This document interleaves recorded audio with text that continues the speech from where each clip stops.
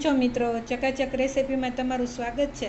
આજે આપણે Rakshabandhan special homemade chocolate સાવ ઇઝી ટ્રીક સાથે બનાવવાના છે। કેવી રીતના બને તે તમે મારો વિડીયો જરૂરથી જોશો।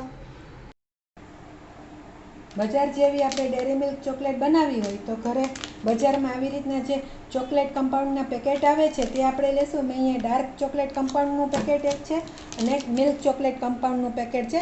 તમારી પાસે બંનેમાંથી એક હોય તો પણ ચાલે છે। આની અંદર આ 500 ગ્રામનું પેકેટ છે ને, આની અંદર તમારે 3 કે 4 પીસ નીકળે છે। આમાં 4 પીસ નીકળશે તે તમને હું બતાવું છું।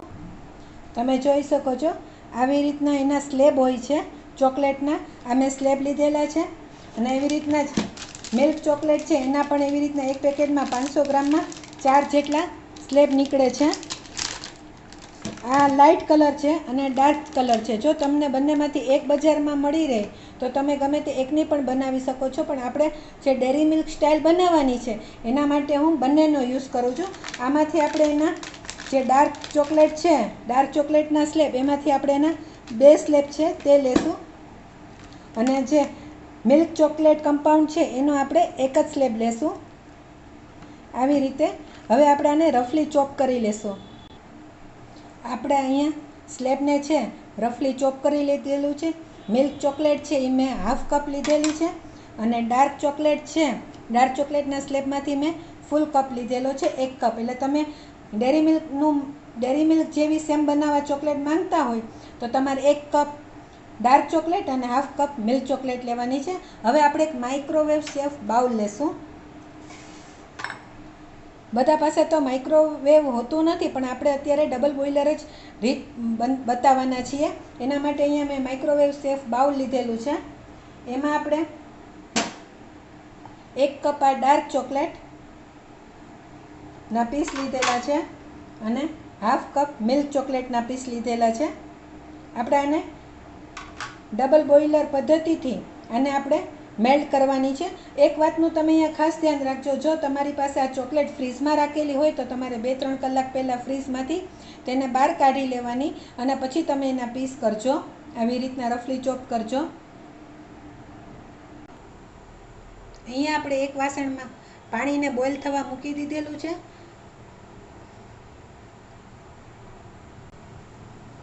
આપણું પાણી છે તે બોઇલ થવા લાગ્યું છે। ગેસની ફ્લેમ સ્લો કરી અને આ જે માઇક્રોવેવ સેફ બાઉલ છે તે તેમાં રાખી દઈશું।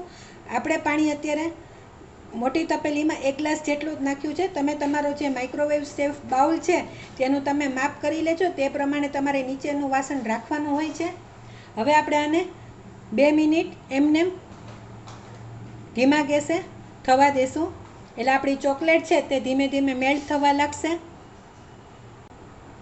એક તમારે બીજી વાતનું એ ધ્યાન રાખવાનું ખાસ કે પાણી છે તે ચોકલેટને અડવું ન જોઈએ, એટલે તમારે પાણી તે જ પ્રમાણે ભરવાનું કે બાઉલની ઉપર તે પાણી આવી ન જાય, તે વાતનું ખાસ ધ્યાન રાખજો।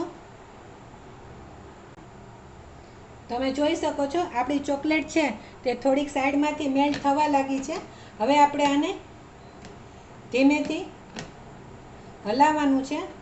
મેં ગેસની ફ્લેમ બંધ કરી દીધેલી છે, કારણ કે આપણું નીચે પાણી છે તે બોઇલ છે એટલે આપણી ચોકલેટ છે તે આરામથી આમાં મેલ્ટ થઈ જશે।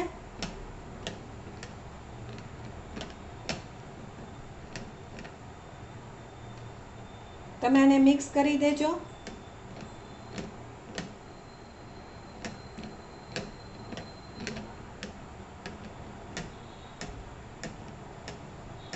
તમે જોઈ શકો છો આપણી ચોકલેટ છે તે મેલ્ટ થઈ ગઈ છે।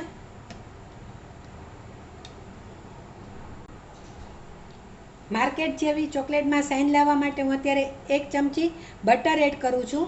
તમારે બટર એડ ન કરવું હોય તો તમે ઓઇલ છે, સ્મેલ વગરનું જે ઓઇલ આવે છે સનફ્લાવર, તે પણ એડ કરી શકો છો, અથવા તો તેલ કે બટર કંઈ પણ એડ કર્યા વગર પણ તમે ચોકલેટ બનાવી શકો છો। આપણે આને સરસ રીતે મિક્સ કરી દેશું।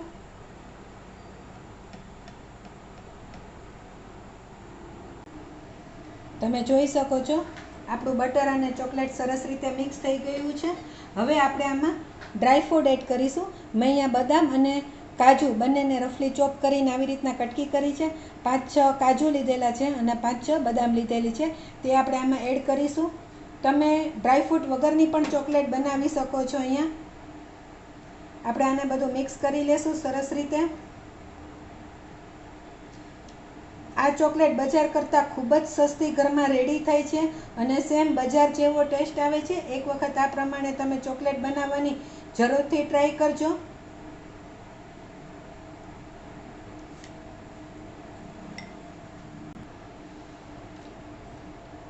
બજારમાં ચોકલેટને શેપ આપવા માટે આવા સિલિકોન મોલ્ડ મળે છે. મેં અહીંયા તે લીધેલું છે અને આવા પ્લાસ્ટિકના પણ મળે છે, તે છે મારી પાસે આ બંને છે. અને જો તમારી પાસે આ બંનેમાંથી કાંઈ પણ ન હોય તો તમારે હું તમને સૌથી સહેલી ટ્રીક આપું છું કે જે બરફની આઈસ ક્યુબ બનાવવાની જે ટ્રે આવે છે, તમે તેમાં પણ કોરી પાડી, પાણીનો જરાય પણ ભાગ ન હોવો જોઈએ, કોરી પાડી તમે તેમાં પણ ચોકલેટને શેપ આપી શકો છો. હવે આપણે આવી રીતના આ જે ડેરી મિલ્ક ચોકલેટનું મારી પાસે પ્લાસ્ટિકનું છે તેમાં હું બનાવીને બતાવું છું. આપણે આમાં હવે ચોકલેટ છે તેને લેશું.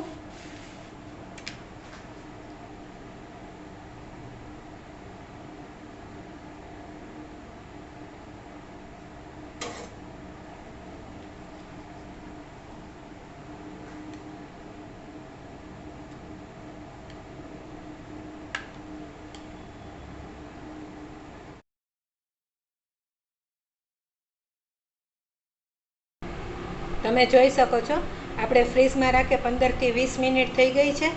આપણી ચોકલેટ છે તે એકદમ સેટ થઈ ગઈ છે. તમારે ચેક કરી લેવાની.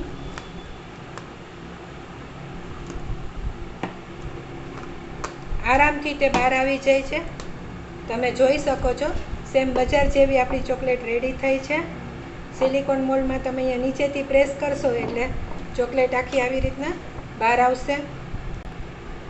તમે જોઈ શકો છો આપણી ચોકલેટ છે તે સરસ રીતના રેડી થઈ છે.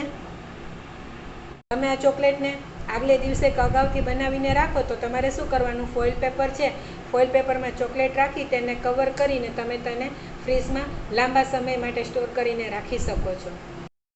આ આપણી ઇન્સ્ટન્ટ બની જતી ચોકલેટ, હોમમેડ ચોકલેટ રેડી છે. તમને મારો વિડીયો પસંદ આવે તો પ્લીઝ શેર, લાઇક અને સબસ્ક્રાઈબ જરૂરથી કરશો. એક વખત રક્ષાબંધન સ્પેશિયલ ચોકલેટ બનાવવાની જરૂરથી ટ્રાય કરજો. Thank you.